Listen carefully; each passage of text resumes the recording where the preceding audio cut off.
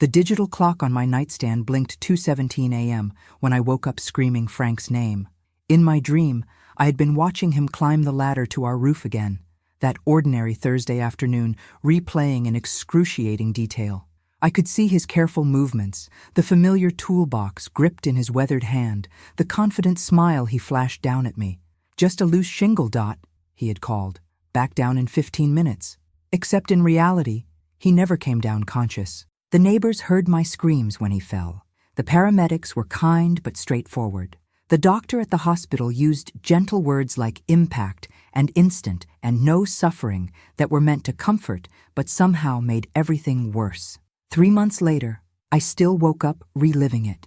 My hand automatically reached for the phone. Before I could reconsider, I was dialing Vanessa's number, my fingers moving with the muscle memory of maternal instinct. My daughter had been my only immediate family for the past 3 months, the only other person who might understand the peculiar ache of missing Frank's presence in a world that kept spinning indifferently without him. The phone rang 4 times before she answered, her voice thick with sleep and immediate irritation. "Mom? It's the middle of the night. What's wrong?" "I had the dream again," I said, my voice breaking as tears came unbidden. "About your father on the ladder. I could see him so clearly, Vanessa. It was like he was right there, and I couldn't warn him, couldn't stop him." "Mom," her tone sharpened, fully awake now and unmistakably exasperated.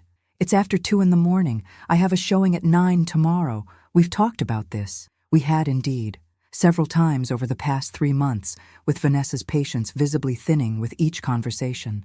The initial sympathy after Frank's funeral had quickly given way to brief, perfunctory check-ins, then to increasingly transparent excuses for why she couldn't stop by or call more often.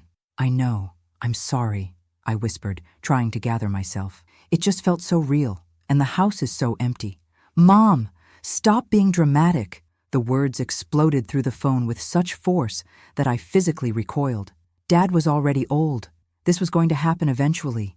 People die. That's life. I sat frozen in shock, the phone pressed against my ear as my daughter continued, her voice rising with each sentence. "You're 72, not 40. Your turn is coming too, sooner rather than later. You need to learn to deal with this yourself. I can't be woken up every time you feel sad or lonely. I have my own life, my own problems. You need to learn to fend for yourself." The silence that followed her outburst seemed to echo in my bedroom. The same room where Frank and I had slept for 36 years, where we had whispered conversations late into the night, where he had held my hand through migraines and flu and the deep depression that followed my mother's death. "You're right," I finally said, my voice strangely calm despite the earthquake happening inside me. "I shouldn't have called so late. I'm sorry to have disturbed you." "Mom," Vanessa started, her tone already shifting toward perfunctory regret, but I gently pressed the button to end the call. I sat motionless on the edge of the bed, the phone still in my hand, as the reality of my situation settled over me like a physical weight. Frank was gone. My daughter resented my grief, and this house full of 48 years of memories, was suddenly as uninhabitable as if it had been consumed by fire. Every corner held Frank's presence, his reading glasses still on the side table next to his recliner, his slippers by the back door, the coffee mug he had used the morning of his accident still in the dish drainer because I couldn't bear to put it away. How could I continue to exist in these rooms without him, with only the echoing silence to answer my occasional spoken thoughts? Yet where could I go? At 72, with no career for the past 12 years, my options seemed remarkably limited. Vanessa had made it abundantly clear that seeking shelter with her was not an option, even if I could bear to impose after her outburst. I rose and moved to the closet, our closet, where Frank's clothes still hung on his side, still carrying faint traces of his scent. I pulled out my small suitcase, the one we had used for weekend trips to the coast over the years. With methodical care, I selected 3 changes of clothes, basic toiletries, and the prescription medications I took daily for arthritis and blood pressure. Then I moved to Frank's home office, where I kept important documents in the filing cabinet. Insurance information, bank statements, my social security card and passport.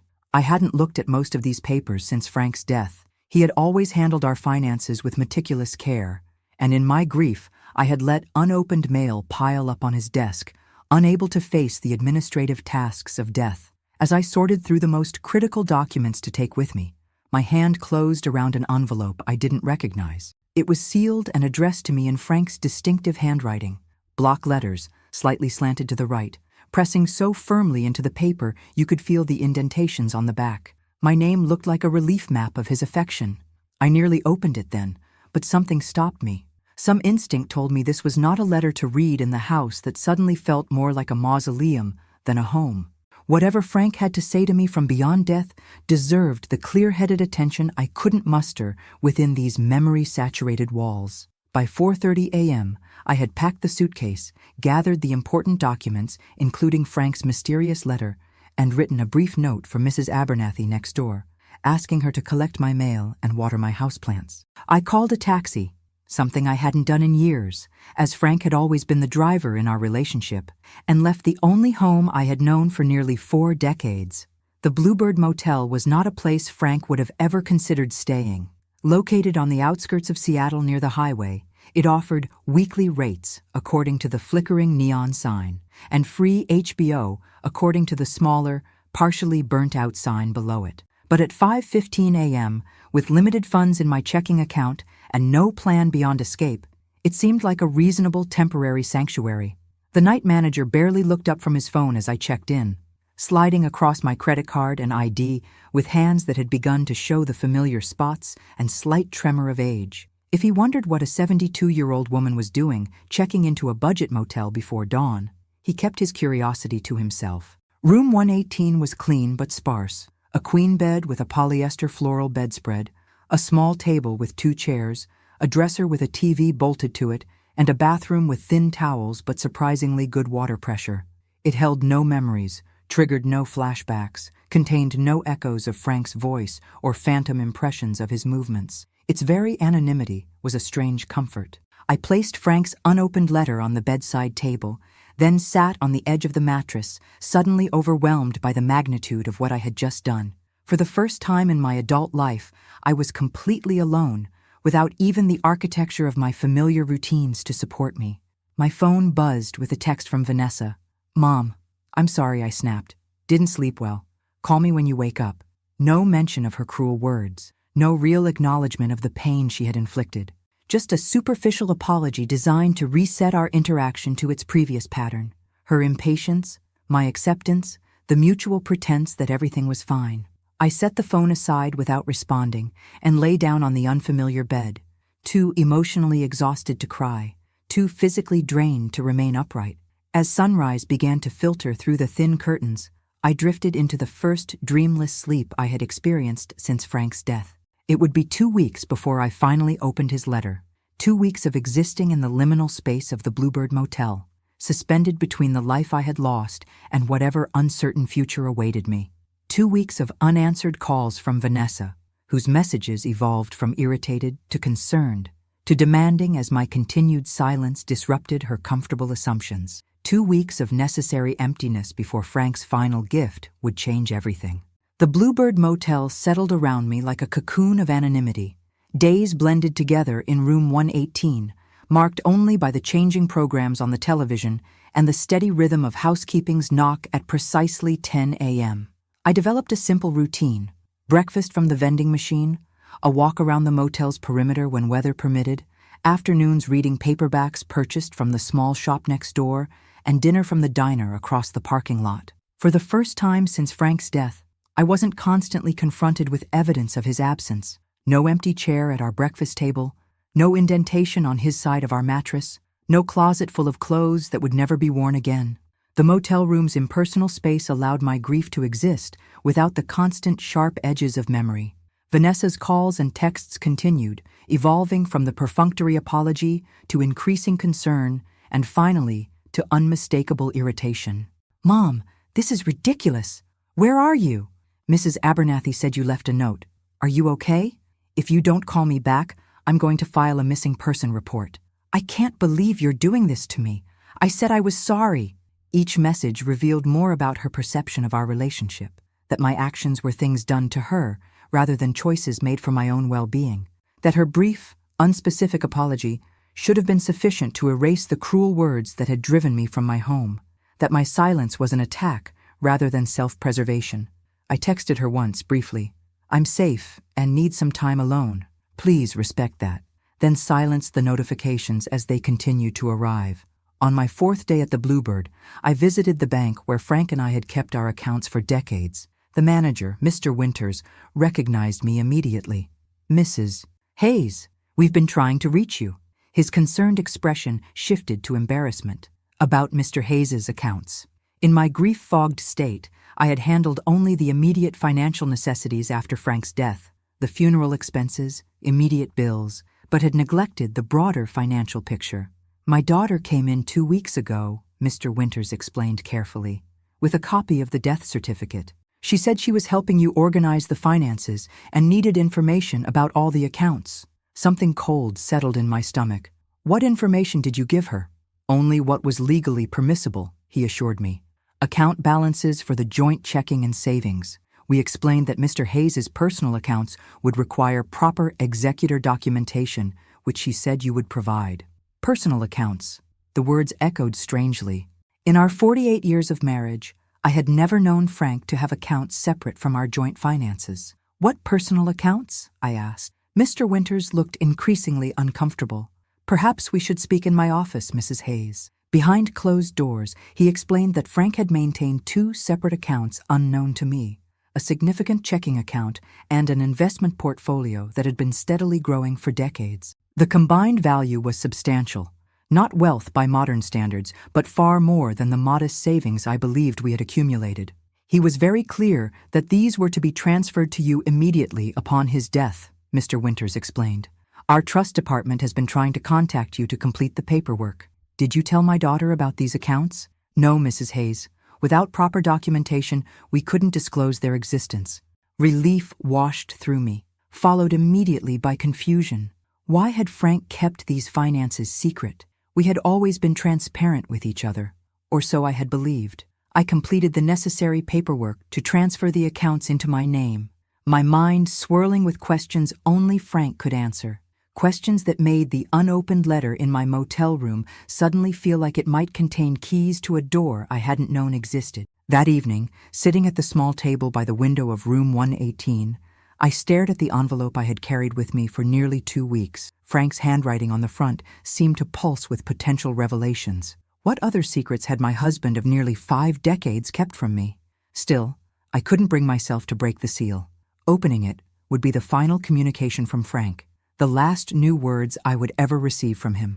Once read, that finality would be complete. My rational mind knew this was magical thinking, but my heart wasn't ready for that terminal moment. Instead, I returned the letter to my suitcase and prepared for another night in limbo, suspended between the life I had lost and whatever awaited in that unopened envelope. On my 14th day at the Bluebird Motel, I woke to the sound of rain tapping against the window, a gentle, persistent rhythm that reminded me of Frank's fingers drumming on our kitchen table when he was deep in thought. Something about the familiar pattern broke through my hesitation. If I was finding Frank in random raindrops, perhaps it was time to hear what he had actually chosen to tell me. I retrieved the envelope from my suitcase, carried it to the small table by the window, and studied it one last time. The precise handwriting, the slight indentation of the pen on paper, the careful seal. Then, with a deep breath, I slid my finger beneath the flap and opened the final message from my husband. Inside was a single folded sheet and a smaller sealed envelope, labeled "After reading the letter," in Frank's handwriting. I unfolded the letter with trembling hands. "My dearest Dorothy, if you're reading this, then I'm gone, and you're facing a world without me. The thought breaks my heart, but we both always knew one of us would go first. I had hoped it wouldn't be for many more years. There's no easy way to say this, so I'll be direct. I haven't been entirely truthful with you about our finances, not because I didn't trust you, but because I wanted to protect you from my worries and give you security if something happened to me. For the past 40 years, I've been quietly investing a portion of my salary, first in patents from my engineering work, then in strategic investments those patents funded. I never told you because you were always concerned about financial risks, and I didn't want you to worry about the ups and downs. But those investments succeeded beyond my wildest expectations. You aren't just financially secure, Dot. You're wealthy. The accounts at Seattle First should already be transferred to your name by now, but they're only part of what I've built for us, for you. The smaller envelope contains the key to something I've created in Coeur d'Alene, Idaho, that little lakeside town we visited for our 35th anniversary. You said it was the most beautiful place you'd ever seen, remember? You joked that we should retire there, and I never forgot the way your eyes lit up looking at the lake. I bought property there 15 years ago and have been developing it ever since. It's your place now. Everything is in your name. The property manager, Thomas, has been expecting you since my death. He'll show you everything. One last thing, and this is important. I instructed my attorney, Richard Bennett, to provide you with all documentation immediately after my death. If you haven't received it, something is wrong. Call him directly at the number below. I'm sorry for any secrets I kept. I only wanted to give you peace of mind and choices after I was gone. You always took care of everyone else. Now it's time for you to be taken care of. All my love, always, Frank. A phone number was written at the bottom in the same careful hand. I read the letter 3 times, each reading revealing new layers of what Frank had done. Not just the secret accounts I'd discovered at the bank, but an entire property in Idaho, a place he'd been creating for 15 years without my knowledge. The magnitude of the secret stunned me. Not just the financial aspect, but the fact that my husband, whom I thought I knew completely after 48 years, had maintained such a significant part of his life separate from our shared existence. With slightly steadier hands, I opened the smaller envelope.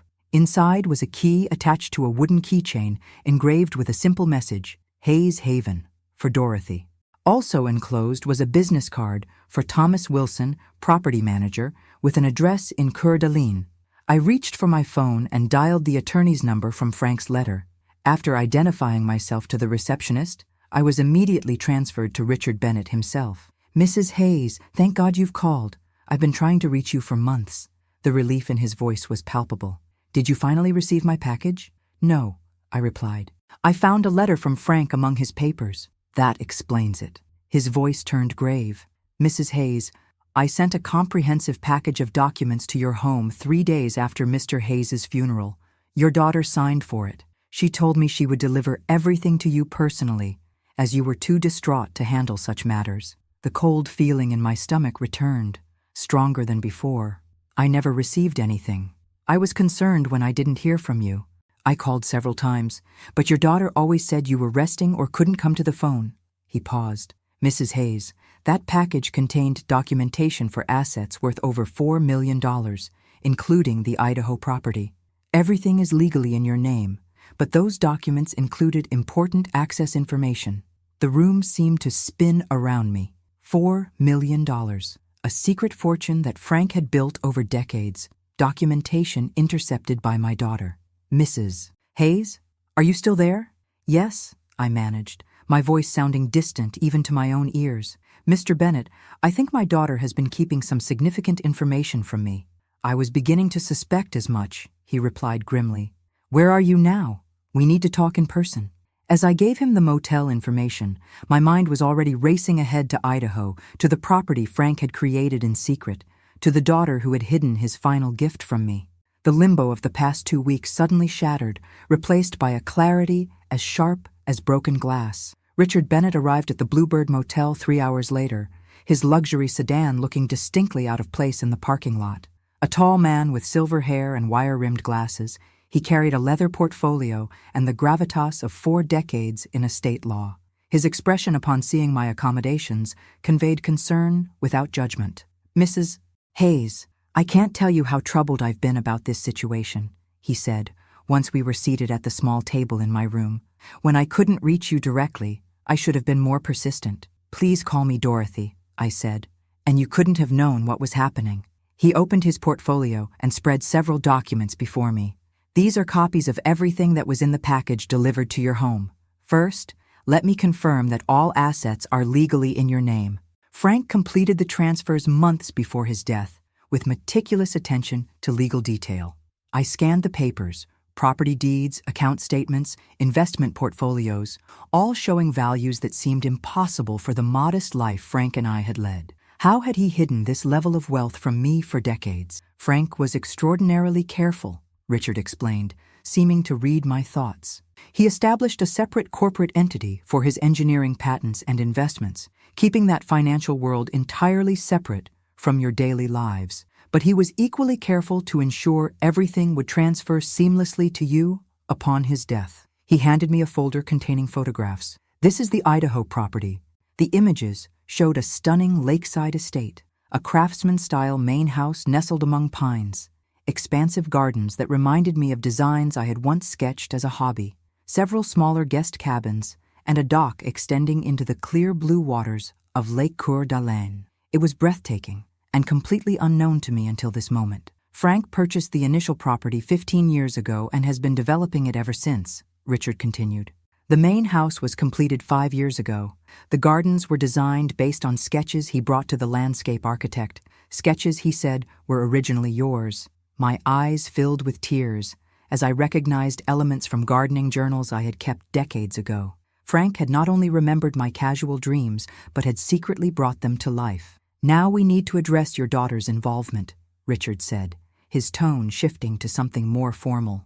3 days after Frank's funeral, I sent the complete documentation package to your home by courier.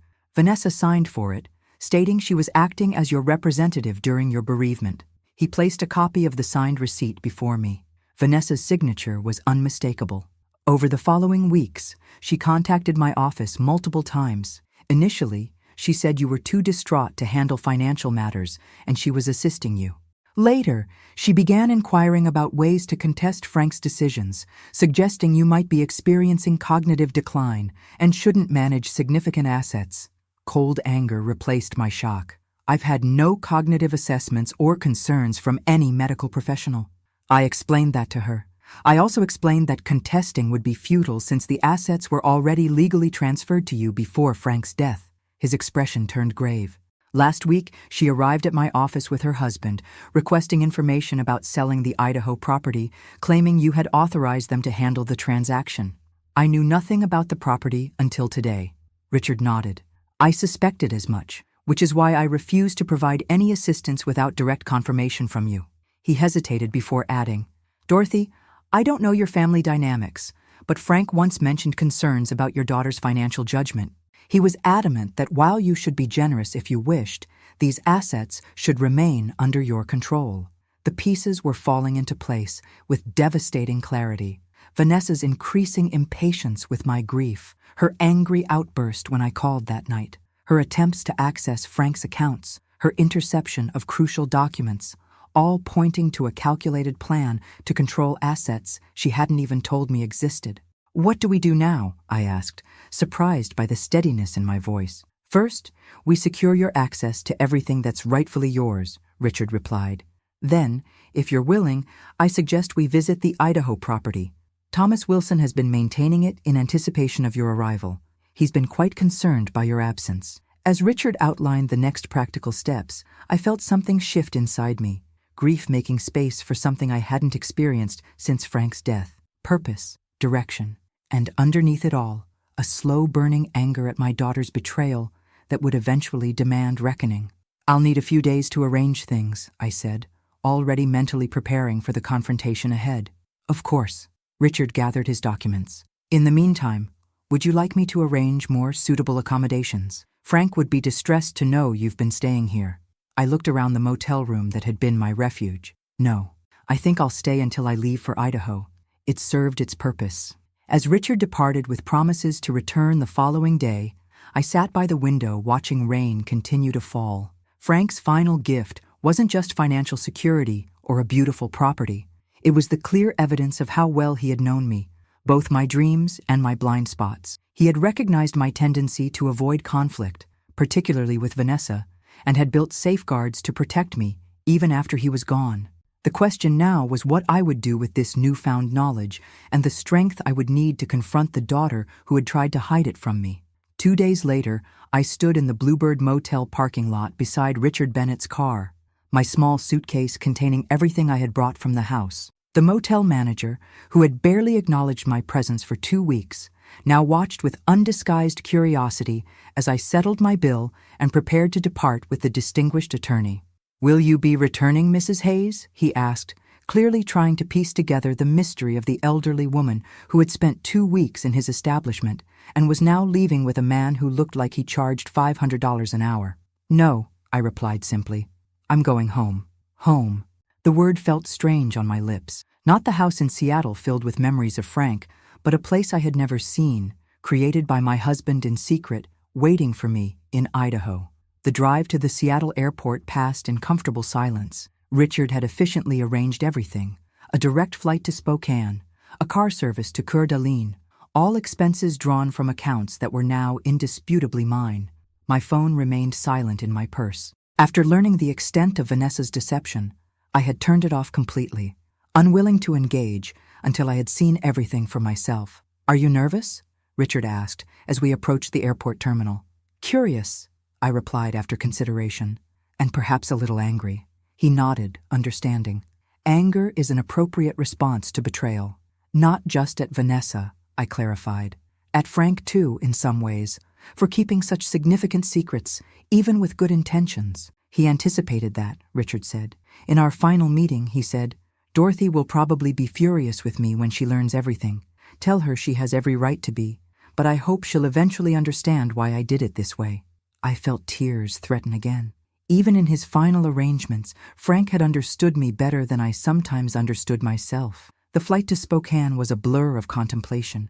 I had traveled little in recent years, Frank and I settling into the comfortable routine of homebodies. Now I was flying alone to see a property I owned but had never visited, created by a husband I thought had no secrets from me, hidden by a daughter I had always tried to protect from consequences. Thomas Wilson was waiting at the Spokane airport as promised, holding a sign with my name. A weathered man in his 60s, with kind eyes and the practical clothing of someone who worked outdoors, he greeted me with respectful warmth. "Mrs. Hayes, it's an honor to finally meet you. Frank spoke of you constantly." The drive to Coeur d'Alene took just over an hour, during which Thomas filled in gaps of knowledge with the perspective of someone who had worked closely with Frank for years. He bought the initial property 15 years ago, just 30 acres then. Said he fell in love with it the moment he saw it, but that it was really for you. Thomas navigated the highway with the ease of familiarity. Every improvement, every decision, always came back to Dorothy would love this or Dorothy would prefer that design. "He never once hinted at any of this to me," I said, still struggling to reconcile the Frank I knew with these elaborate secret preparations. Thomas nodded thoughtfully. "He explained that to me once. Said you'd spent your life worrying about practical matters, making sure the family had security. He wanted to build something that would be waiting when you no longer needed to worry." As we turned onto a private road winding through pine forest, Thomas slowed the car. "Frank had this road named after you last year, Dorothy's Way." The wooden sign confirmed his words, the carved letters clear against natural cedar. Something about this tangible evidence of Frank's long-term planning made the reality of what awaited more concrete than all the legal documents and photographs. We rounded a final curve, and Hayes Haven came into view. The photographs hadn't done it justice. The main house stood proudly on a gentle slope above the lake, craftsman style as Richard had described, with natural stone and timber perfectly complementing the surrounding landscape. Gardens extended in careful design toward the water, currently ablaze with late summer blooms. Several smaller cabins were visible among the trees, and a dock stretched into the clear blue water where a small boat bobbed gently. "It's 7 acres of waterfront," Thomas explained as he parked. "The total property is now 75 acres, including forest and the rental cabins." I remained in the car a moment, overwhelmed by the tangible evidence of Frank's secret life, years of planning, building, and investment that had run parallel to our visible marriage. "He kept detailed journals of the whole process," Thomas said gently. "They're in his study in the main house. I think they might answer some of your questions." As I finally stepped from the car, the scent of pine and lake water enveloped me. A familiar blue heron stood sentinel at the shoreline, the same species I had photographed and admired during our anniversary visit 15 years earlier. Had Frank seen that as a sign?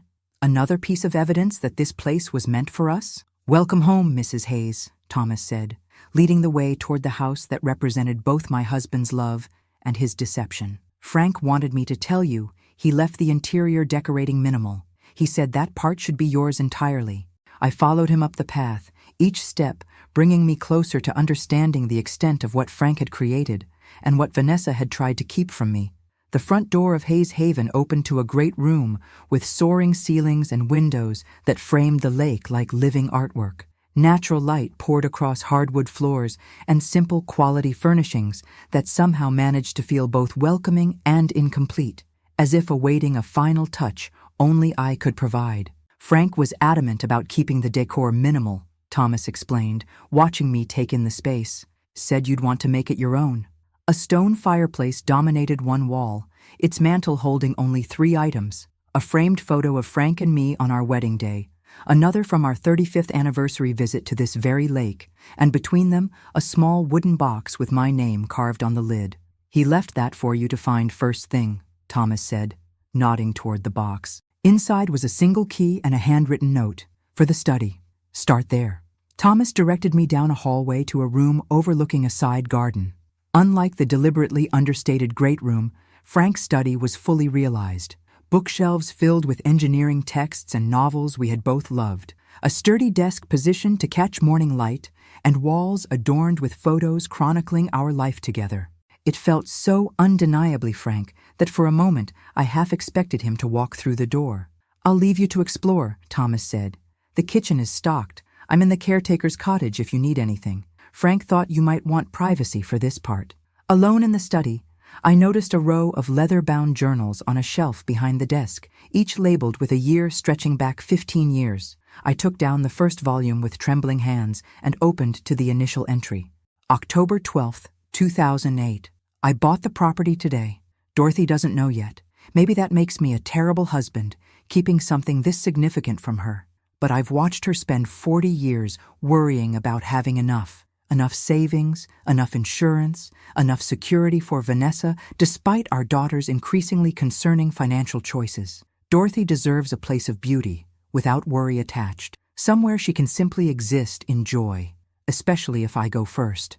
I can't bear the thought of her alone in our Seattle house, surrounded by memories and responsibilities. I'll tell her someday, when it's further along, when she can see the vision rather than worry about the cost. Page after page detailed Frank's careful planning, architectural considerations, budget allocations, and continual references to my preferences gleaned from decades of marriage. He had noted my casual comments about gardens I admired, furniture I found comfortable, colors that brought me peace. He had built not just a house, but a physical manifestation of attentiveness to who I was. The journals also contained frank assessments of our daughter's increasingly troubling relationship with money. March 3rd, 2012. Another call from Vanessa today.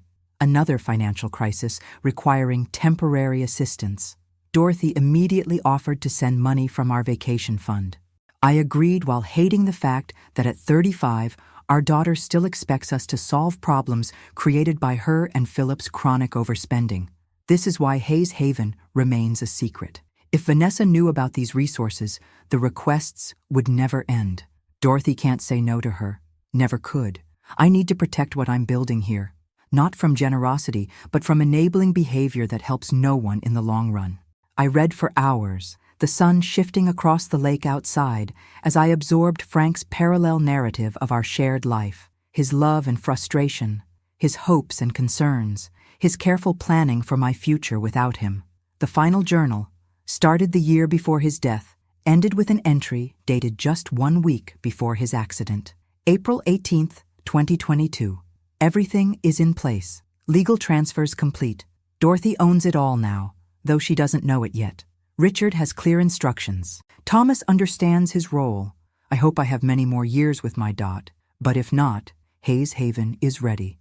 My final gift to the woman who gave meaning to every day of my life, even the difficult ones. My only regret is anticipating Vanessa's reaction. She'll see this as money hidden from her, rather than security created for her mother. Dorothy will struggle with that conflict. I've tried to build protections against Vanessa's influence while knowing Dorothy's soft heart will be pulled in multiple directions. In the end, I have to trust the strength Dorothy doesn't recognize in herself. It's always been there, buried beneath her gentle nature. If necessary, Hayes Haven will help her find it.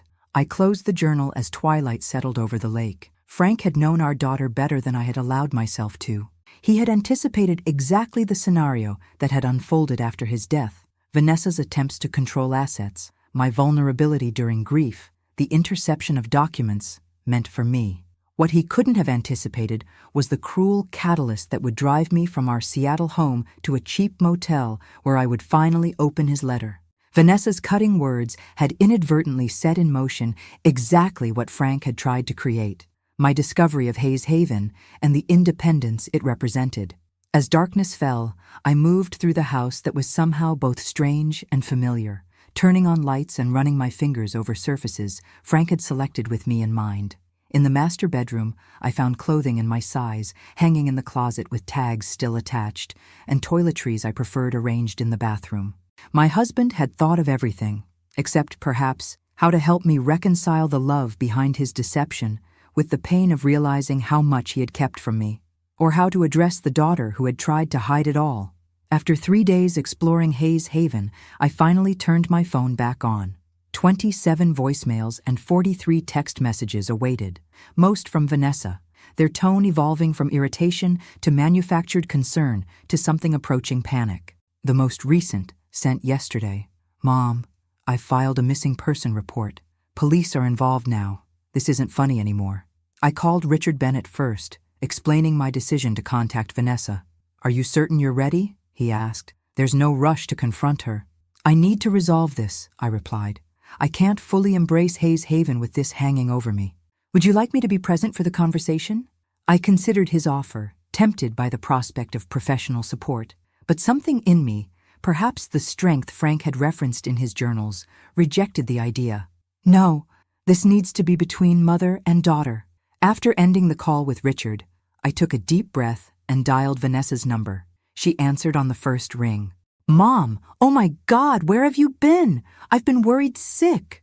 Her voice held the same practiced concern I'd heard countless times when she wanted something, usually money. Now that Frank's journals had illuminated the pattern, I couldn't believe I'd missed it for so many years. "I'm in Idaho," I said simply, "at Hayes Haven." A long silence followed, heavy with unspoken revelations. When Vanessa finally spoke, her voice had lost its solicitous tone. "How did you find out about that place?" "Frank left me a letter. I found it among his papers before I left Seattle." Another silence. I could almost hear her recalculating, formulating a new approach. When she spoke again, her voice was carefully modulated. "Mom, I was going to tell you about the property. I just thought it was too much for you to handle while you were grieving. I was trying to protect you, like you protected me by intercepting the documents Richard Bennett sent, by hiding the existence of Frank's investments, by exploring ways to question my competence." A sharp intake of breath. "Who told you that? That lawyer? He's completely misrepresented. Please don't lie to me anymore, Vanessa." My voice remained steady despite the emotion churning beneath. "Richard has documented everything. I've read Frank's journals. I know what you were trying to do. You don't understand." Her tone shifted to defensive indignation. "Dad kept secrets from both of us for years. He controlled everything, made all the financial decisions, and then just expected us to follow his plans after he was gone. It's not fair." "Fair?" The word hung between us. Was it fair to intercept documents meant for me? To hide the existence of Hayes Haven? To call your recently widowed mother dramatic for grieving and tell her to learn to fend for herself? I was tired and frustrated that night. The excuse sounded hollow, even as she offered it. "You called at 2 a.m. Anyone would have snapped, perhaps. But most daughters wouldn't then use that opportunity to conceal millions in assets from their mothers." Vanessa's composure finally cracked. "You have no idea what Philip and I have been going through financially. We're facing bankruptcy, might lose our house, and all this time you and Dad had millions hidden away. Do you know what we could do with even a fraction of that money?" And there it was, the raw truth beneath the manipulation. Not concern for my welfare, but resentment of resources she felt entitled to. "Frank built Hayes Haven for me, Vanessa. Not for you, not for Philip, and not for your financial problems. So that's it? You're just going to live in luxury in Idaho while your only daughter struggles? This is exactly why I didn't tell you right away. I knew you'd choose Dad's controlling vision over helping your own child." The old guilt triggers were deployed with precision. The suggestion that prioritizing my own well-being was selfish, that real maternal love required unlimited sacrifice. For decades, Such tactics had worked reliably. I'm not choosing Frank's vision over you, Vanessa. I'm choosing my own needs after a lifetime of putting everyone else first. I paused, surprised by my own clarity. I will always be your mother, and I will always love you. But Hayes Haven is my home now, my future, not a resource for you to tap when poor financial choices create crises. You sound just like him, she spat, anger replacing manipulation. Always judging, always thinking you know better. You have no idea what our lives are really like. Perhaps not, I conceded. Just as you have no idea what my life has been like these past 3 months. But I do know that hiding legal documents from me was wrong. Attempting to sell property that isn't yours was wrong. Using my grief to manipulate access to assets was wrong. So what now? You're just cutting me off? Your only family? The question carried both threat and vulnerability. The little girl who feared abandonment, wrapped in the adult who had tried to take advantage of me. I'm not cutting you off, Vanessa. I'm establishing boundaries. There's a difference. I took a deep breath. I'll be staying in Idaho indefinitely. When I return to Seattle, it will be to sell the house and finalize my move.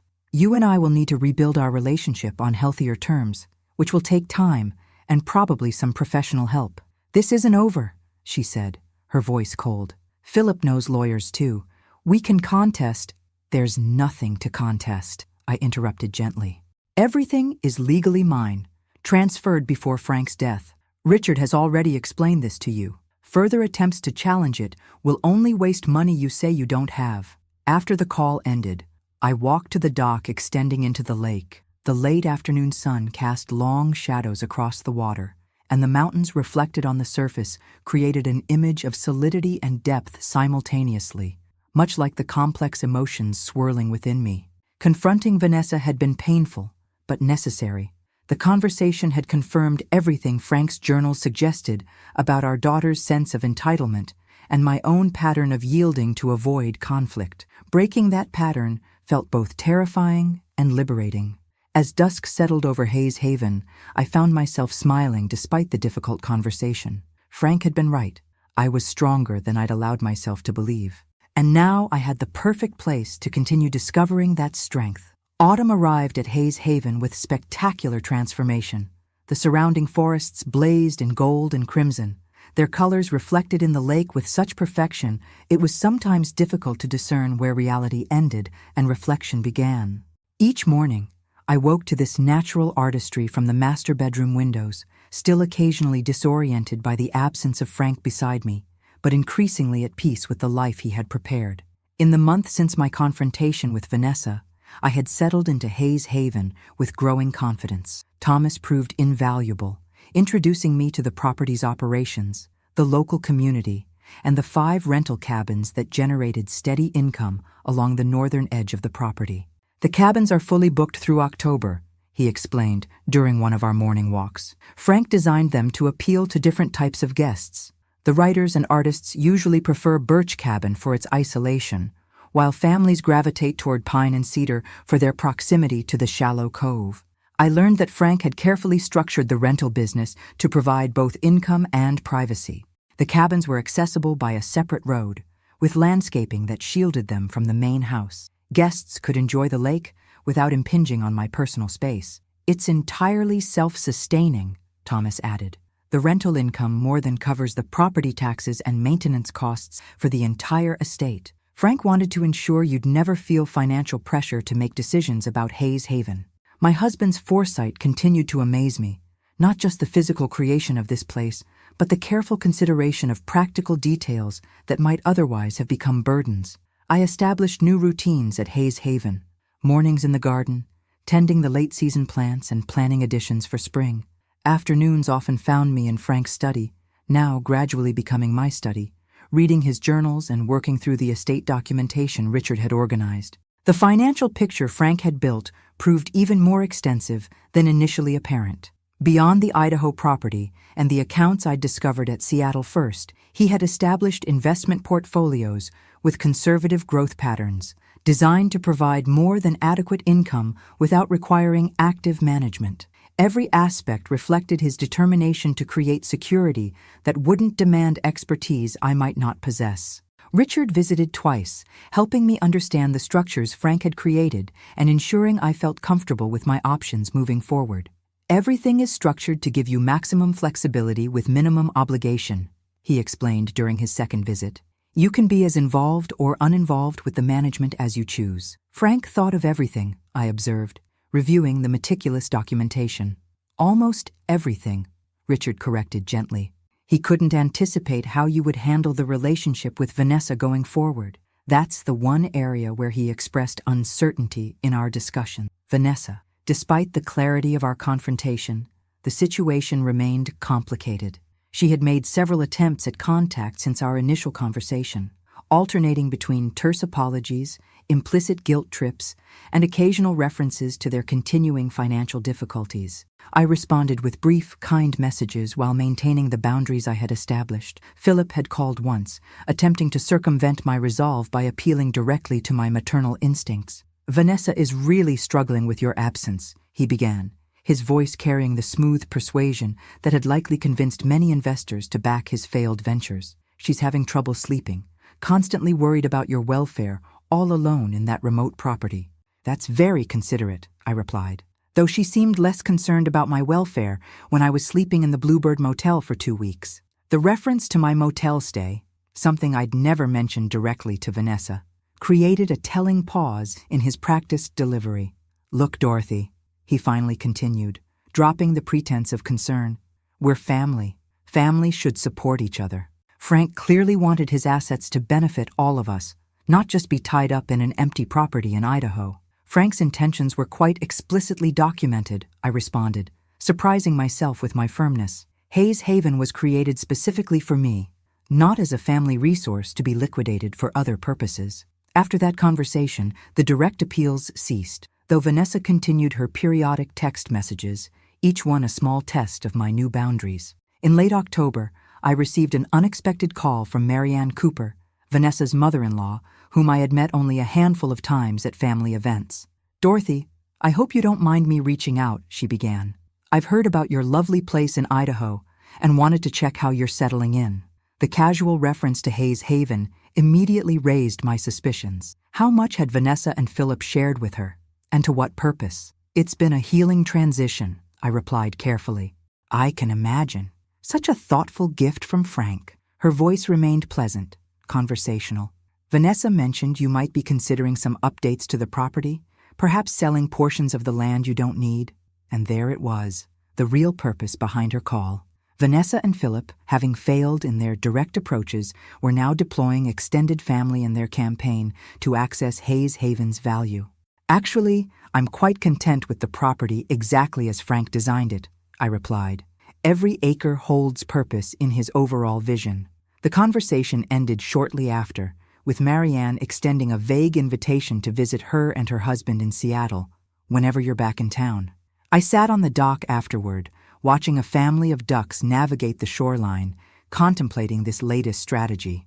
6 months ago, such coordinated manipulation would have left me anxious and conflicted.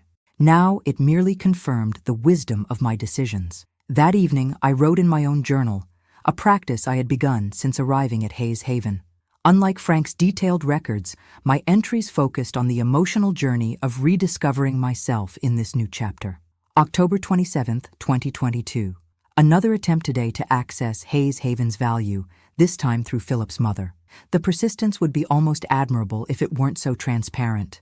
What they don't understand, what perhaps I didn't fully understand until coming here, is that the true value of what Frank created isn't in the property's worth, but in the independence it represents. For the first time in my adult life, I'm making decisions without considering everyone else's needs first. It's terrifying and exhilarating in equal measure. I miss Frank every day.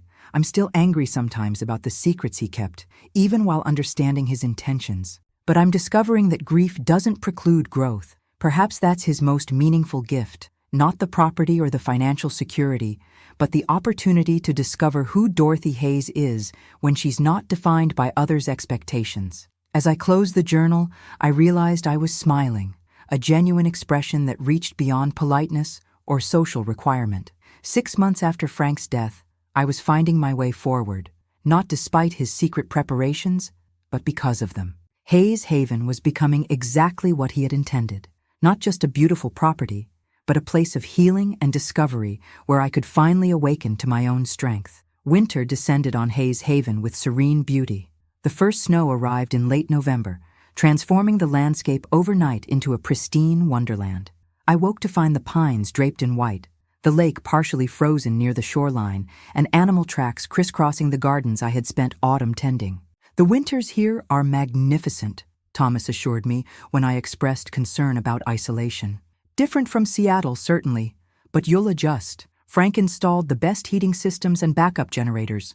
The main roads are well maintained, and I have a snowplow attachment for the truck." His confidence bolstered mine, and as the season progressed, I discovered unexpected joy in winter's quietude. The rental cabin stood empty until the holiday season, giving me peaceful dominion over the entire property.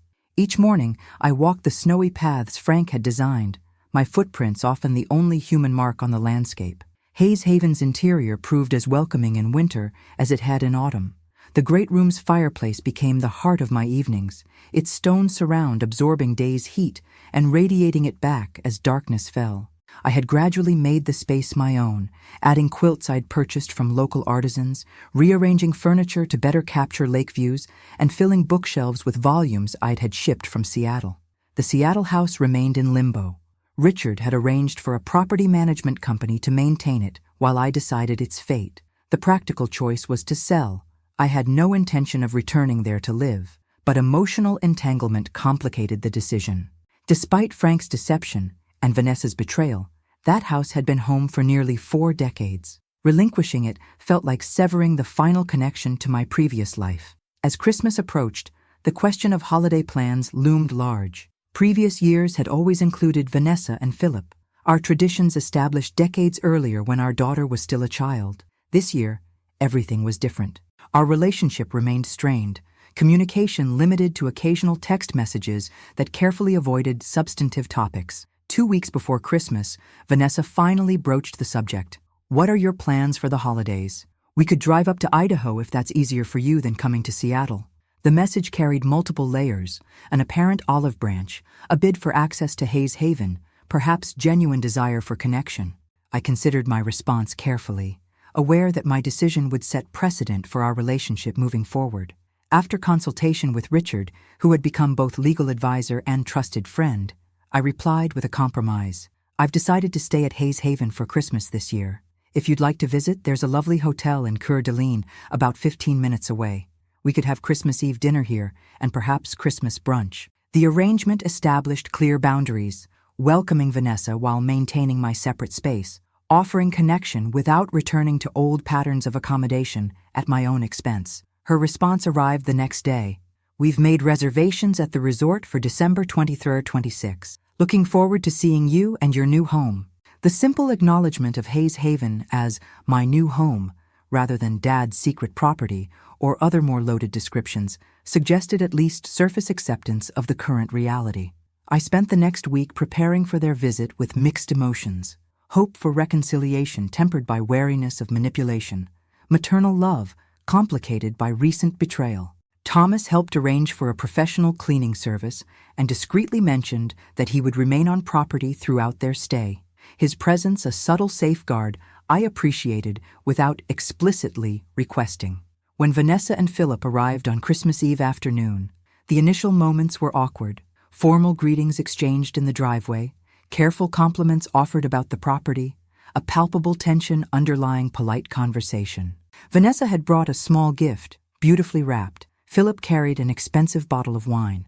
"It's really something," Philip said as they entered the great room, his gaze sweeping the space with poorly concealed assessment. Frank certainly knew how to invest in real estate. "It wasn't an investment to him," I corrected gently. "It was a home, for me." The distinction hung in the air, establishing the frame for our interaction. This wasn't property to be evaluated for potential profit. It was my home, created with intention and care. Dinner proceeded with careful conversation. Their work, local events in Seattle, neutral topics that avoided financial matters or recent conflicts. As dessert concluded, Vanessa finally addressed the elephant in the room. "Mom, I want to apologize properly," she said, setting down her coffee cup. What I did, hiding the documents, trying to control information, was wrong. I've had time to reflect, and I'm genuinely sorry. The apology sounded rehearsed, but not insincere. I nodded, acknowledging her words without immediately absolution. I appreciate that, Vanessa. It will take time to rebuild trust, but acknowledging what happened is an important step. Philip shifted uncomfortably, clearly less comfortable with direct discussion of uncomfortable truths. We've both realized we've been handling finances imperfectly, he added. We've started working with a financial advisor, making some changes. The statement struck me as both genuine and calculated, a signal of reform that might potentially open doors to assistance. I chose to acknowledge the positive aspect while maintaining boundaries. That sounds like a wise decision. Financial clarity brings peace of mind. As they departed for their hotel later that evening, promising to return for Christmas brunch, I felt cautiously optimistic. The visit had been neither the warm reunion a mother might hope for, nor the manipulative disaster I had feared. Instead, it represented something new in our relationship: measured honesty, careful boundaries, and the first tentative steps toward a different kind of connection. Standing in the doorway of Hayes Haven, watching their car disappear down the snow-lined drive, I realized how profoundly I had changed in the months since Frank's death.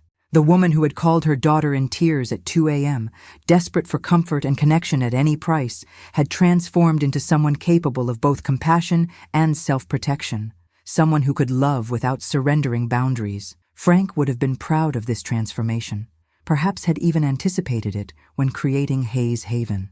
His final gift had not just been the property, but the opportunity to discover my own strength within its peaceful embrace. Spring arrived at Hayes Haven with jubilant energy. The frozen lake thawed, revealing deep blue waters that mirrored emerging clouds. Snow retreated from gardens where early bulbs pushed determinedly upward.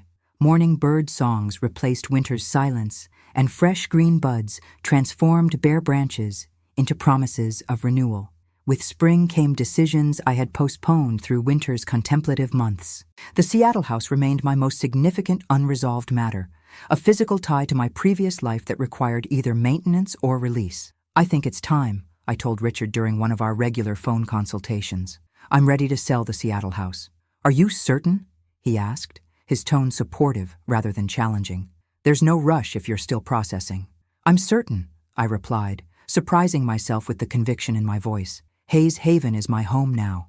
The Seattle house is a museum of what was. Frank and I built our life there, but this is where I'm building the rest of mine.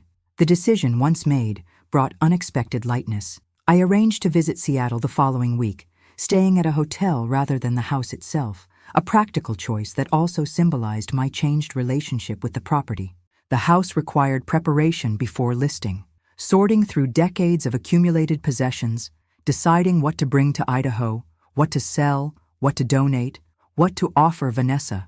My relationship with my daughter had gradually stabilized in the months following Christmas. Our communication remained careful but consistent, weekly phone calls that acknowledged our new reality without attempting to change it. Vanessa and Philip's financial situation had apparently improved through combination of actual reform and assistance from his parents. She had not asked me for money, a significant shift that suggested either genuine change or strategic patience. When I informed her of my decision to sell the house, her response was measured. I figured that was coming, she said. Do you need help sorting through things? The offer surprised me. Practical assistance without obvious agenda. Actually, yes. There's 40 years of life in that house. It's overwhelming to consider tackling alone. I can take some days off when you're in town. There are probably things you'll want me to have. Things for the donation center, things for the estate sale. Her matter-of-fact approach, absent both emotional manipulation and entitlement, represented progress I hadn't dared hope for 6 months earlier. We spent 5 days working through the Seattle house together. The process proved emotionally complex, but ultimately healing. Vanessa displayed unexpected sensitivity about certain items, insisting I keep Frank's favorite reading chair for Hayes Haven, helping pack his collection of first-edition engineering books, carefully wrapping the china we had used for special occasions throughout my marriage. I remember this, she said one afternoon, holding a hand-carved wooden box I had forgotten existed. Dad made this for you for your 20th anniversary. He worked on it in the garage for months. The box, a beautifully crafted jewelry case with my initials inlaid in contrasting wood, had been tucked away in a bedroom closet for years. Finding it now, as I prepared to permanently leave the house Frank and I had shared, felt like receiving a message from him. He was always making things for you, Vanessa continued, running her fingers over the smooth wood. Little gifts, projects. Hayes Haven was just the grandest version of what he'd been doing all along. Her observation, insightful and generous, suggested perspective I hadn't expected from her. Perhaps her own reflections during these months had yielded understanding alongside the financial reforms she claimed. On the final afternoon, as the house stood nearly empty, essential items packed for Idaho, selected pieces claimed by Vanessa, the rest prepared for estate sale, we shared tea in the kitchen where countless family meals had transpired. "I want you to know something, Mom," Vanessa said, her expression uncharacteristically vulnerable. "I've been seeing a therapist since January, working through some issues about money, about Dad, about my relationship with you." I waited, allowing her the space to continue at her own pace.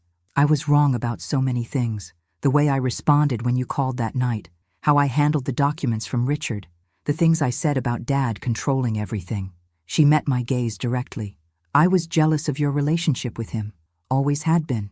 When he died, part of me thought, finally, Mom will need me more than she needed him." The raw honesty of her admission caught me unprepared. "Vanessa, please let me finish. This is hard to say." She took a deep breath. "When I found out about Hayes Haven, all I could see was that he'd created this whole other life that excluded me. Another special connection between you two that I wasn't part of. I reacted badly, selfishly. We all react from our wounds sometimes," I said gently. "Frank and I weren't perfect parents. We probably did make you feel excluded at times without realizing it." She shook her head. "That's the thing my therapist is helping me see.